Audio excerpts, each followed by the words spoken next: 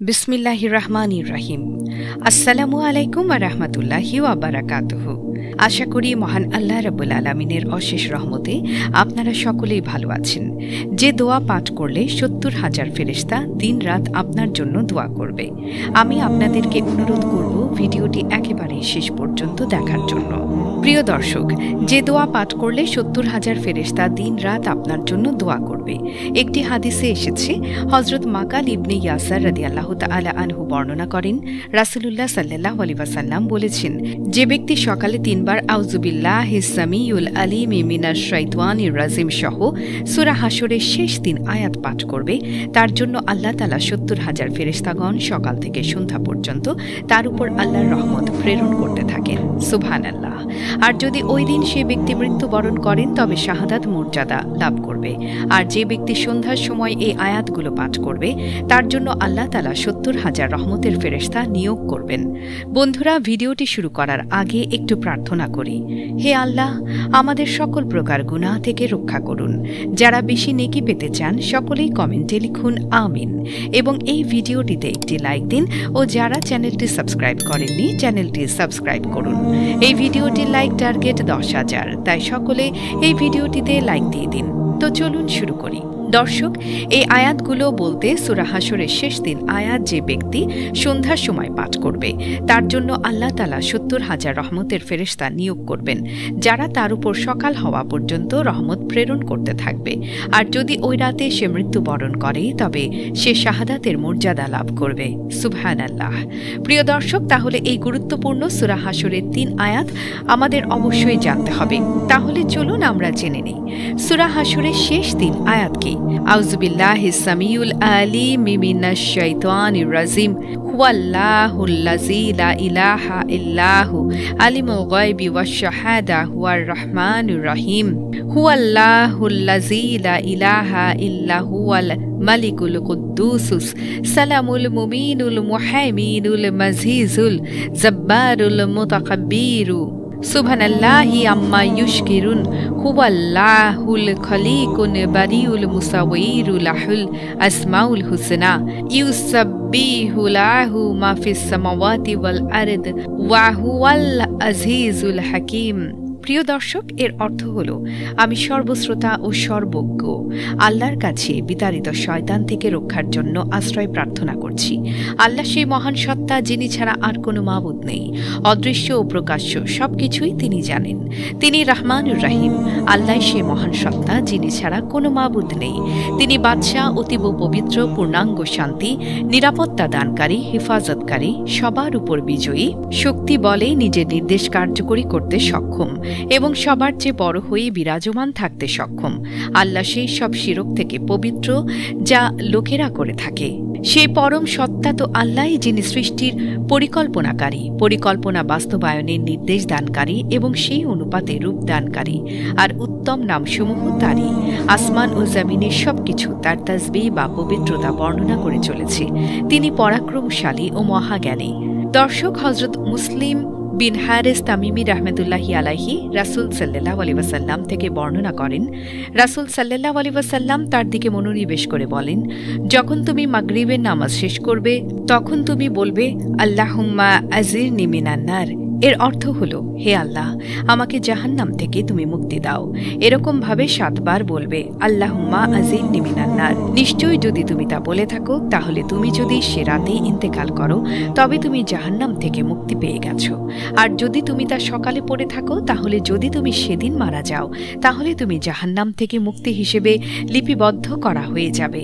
সুনানে আবু দাউদ হাদিস নং ৫০৮১। দর্শক, তাহলে এখন সকাল ও সন্ধ্যার কিছু গুরুত্বপূর্ণ আমল সম্পর্কে জেনে নিন। সকাল ও সন্ধ্যার একটি গুরুত্বপূর্ণ আমল হল সাইয়্যিদুল ইস্তেগফার বা ক্ষমা প্রার্থনার শ্রেষ্ঠ দোয়া নামে একটি দোয়া আছে।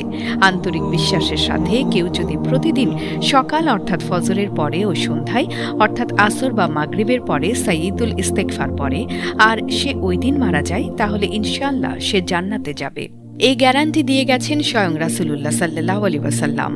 দর্শক, আর সাইয়্যিদুল ইস্তিগফার হলো আল্লাহুম্মা আনতা রাব্বি লা ইলাহা ইল্লা আনতা খালাকতানি ওয়া আনা আবদুকা ওয়া আনা আলা আহদিকা ওয়া ওয়াদিকা মাস্তাতাতু আউযু বিকা মিন শাররি মা সানাতু আবু লাকা বিনিমাতিকা আলাইয়া ওয়া আবু বিজামবি ফাগফিরুলি ফাইন্নাহু লা ইয়াগফিরু যুনুবা ইল্লা আনতা। বুখারী। এর অর্থ হলো, হে আল্লাহ, তুমি আমার পালনকর্তা, তুমি ছাড়া কোনো উপাস্য নেই, তুমি আমাকে সৃষ্টি করেছ, আর আমি তোমার বান্দা। আমি তোমার সাধ্য অনুযায়ী তোমার সাথে যে ওয়াদা করেছি তা পূরণ করার চেষ্টায় রত আছি। আমি আমার কৃতকর্মের অনিষ্ট হতে পানাহ চাই। আমি স্বীকার করছি আমার প্রতি তোমার প্রদত্ত নিয়ামতের কথা, এবং আমি আরও স্বীকার করছি আমার পাপে আমি অপরাধী। অতএব তুমি আমাকে ক্ষমা করো, তুমি ছাড়া ক্ষমা করার আর কেউ নেই। প্রিয় দর্শক, সকাল ও সন্ধ্যার আরেকটি আমল হল কিয়ামতের দিন আল্লাহর সন্তুষ্টি বা জান্নাত পাওয়ার জন্য সহজে আমলটি 3 বার পড়বেন। রাসূলুল্লাহ সাল্লাল্লাহু আলাইহি ওয়াসাল্লাম বলেছেন, আল্লাহ তাআলা তার বান্দাদের কাছে ওয়াদা করেছেন, যে ব্যক্তি প্রতিদিন সকালে 3 বার ও সন্ধ্যায় 3 বার এই দোয়া পড়বে, কিয়ামতের দিন আল্লাহ তার উপর সন্তুষ্ট থাকবে। আর সেই দোয়াটি হল, রাদিতু বিল্লাহি রাব্বাহ ওয়া বিল ইসলামি দীনা ওয়া বি মুহাম্মাদিন নাবিয়্যা। এর অর্থ হল, আমি আল্লাহকে রব হিসেবে, ইসলামকে দিন হিসেবে ও মুহাম্মদ সাল্লাল্লাহু আলাইহি ওয়াসাল্লামকে নবী হিসেবে গ্রহণ করে সন্তুষ্ট। প্রিয় দর্শক, সকাল ও সন্ধ্যার আরেকটি আমল হল দুনিয়া ও আখিরাতের যে কোনো টেনশন ও দুশ্চিন্তা এবং মানসিক অস্থিরতা থেকে বেঁচে থাকার জন্য এই আমলটি 7 বার করবেন। রাসূলুল্লাহ সাল্লাল্লাহু আলাইহি ওয়াসাল্লাম বলেছেন, যে ব্যক্তি সকাল ও সন্ধ্যায় 7 বার এই দোয়া পাঠ করবে, আল্লাহ তার সকল চিন্তা, উৎকণ্ঠা ও সমস্যা মিটিয়ে দেবেন। সুবহানাল্লাহ। হিসমুল মুসলিম পৃষ্ঠা নাম্বার 132 থেকে 133। আর উল্লেখ্য, এই দোয়াটা সূরা তাওবার সর্বশেষ 129 নম্বর আয়াত আল্লাহ তাআলা পড়ার জন্য বলেছেন। আর তা হল, হাসবি আল্লাহু লা ইলাহা ইল্লা হুয়া আলাইহি তাওয়াক্কালতু ওয়া হুয়া রাব্বুল আরশিল আযীম। আল্লাহই আমার জন্য যথেষ্ট, তিনি ছাড়া আর কোনো মাবুদ নেই, আমি তারই উপর নির্ভর করছি, তিনি মহান আরশের প্রভু। সকাল ও সন্ধ্যায় আরেকটি আমল 4 জন দাস মুক্ত করার সমান সোয়াব পাওয়ার আমল। আর এই আমলটি 10 বার পড়লেই 4 জন দাস মুক্ত করার সোয়াব পাবেন। আর আমলটি হল, লা ইলাহা ইল্লাল্লাহু ওয়াহদাহু লা শারীকা লাহু লাহুল মুলকু ওয়া লাহুল হামদু ওয়া হুয়া আলা কুল্লি শাইইন কাদির। নবী করিম সাল্লাল্লাহু আলাইহি ওয়াসাল্লাম বলেছেন, যে ব্যক্তি লা ইলাহা ইল্লাল্লাহু ওয়াহদাহু লা শারীকা লাহু লাহুল মুলকু ওয়া লাহুল হামদু ওয়া হুয়া আলা কুল্লি শাইইন কাদির দিনে 10 বার পাঠ করবে, সে ব্যক্তি ইসমাঈল আলাইহিস সালাম বংশের 4 জন দাস মুক্ত করার সমান সওয়াব পাবে। সুবহানাল্লাহ। বুখারী শরীফের হাদিস।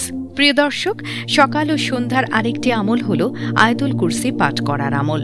রাসূলুল্লাহ সাল্লাল্লাহু আলাইহি ওয়াসাল্লাম বলেন, যে ব্যক্তি সকাল হওয়ার পর আয়াতুল কুরসি পড়বে, সন্ধ্যা পর্যন্ত জিন বা শয়তানের কবল হতে সে হেফাজতে থাকবে। আর যদি সে সন্ধ্যা হওয়ার পর পাঠ করে, তাহলে সকাল হওয়া পর্যন্ত সে জিন বা শয়তানের কবল হতে হেফাজতে থাকবে, নিরাপদে থাকবে। প্রিয় দর্শক, সকাল ও সন্ধ্যার আরেকটি আমল হল সূরা ইখলাস, সূরা আল ফালাক ও সূরা আন-নাসের আমল। সকাল ও সন্ধ্যার আরেকটি আমল হল সুবহানাল্লাহি ওয়া বিহামদিহি 100 বার পাঠ করা। সহিহ মুসলিম।